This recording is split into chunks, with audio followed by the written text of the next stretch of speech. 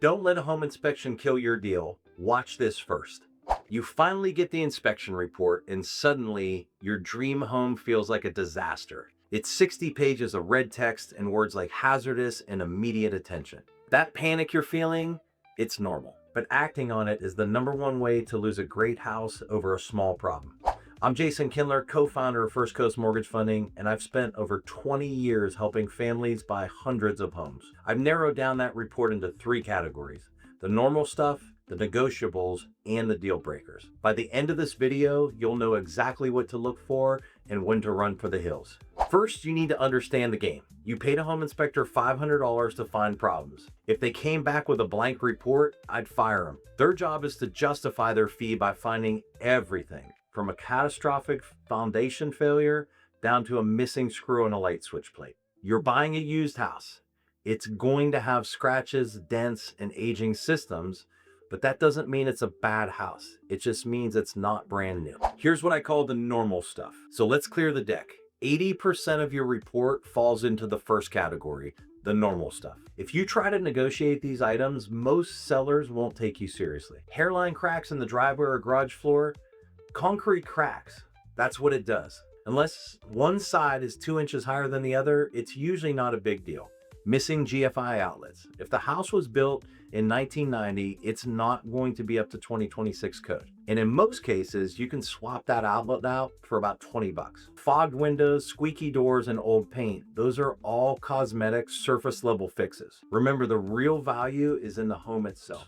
Now, let's talk business. This is where we make our money back. These are the negotiables. We're looking at the big 4: the roof, HVAC, electrical, and plumbing. If the report says the roof is at the end of its useful life, or the AC unit is 20 years old and rusting, we don't walk away, we negotiate. Don't ask for repairs, ask for credits. Why?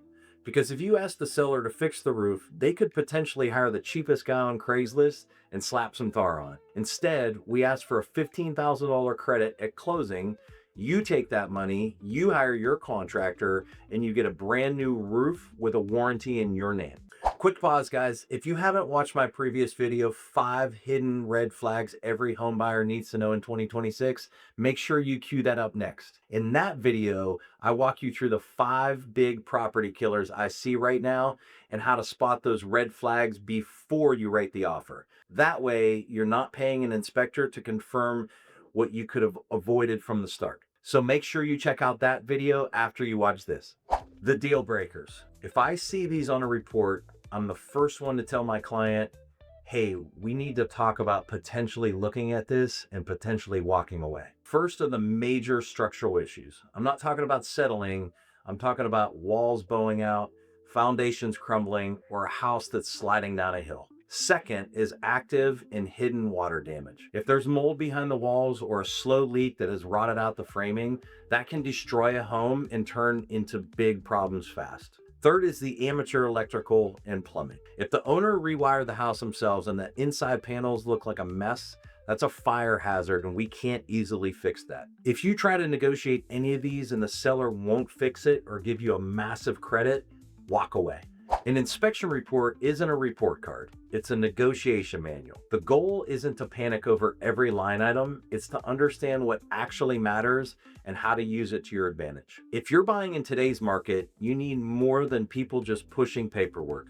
You need a team that helps you think ahead, protects your investment, and comes in with a strategy. You can't negotiate a $10,000 credit for a new roof if you don't know your numbers inside and out. That confidence starts way before you ever make an offer.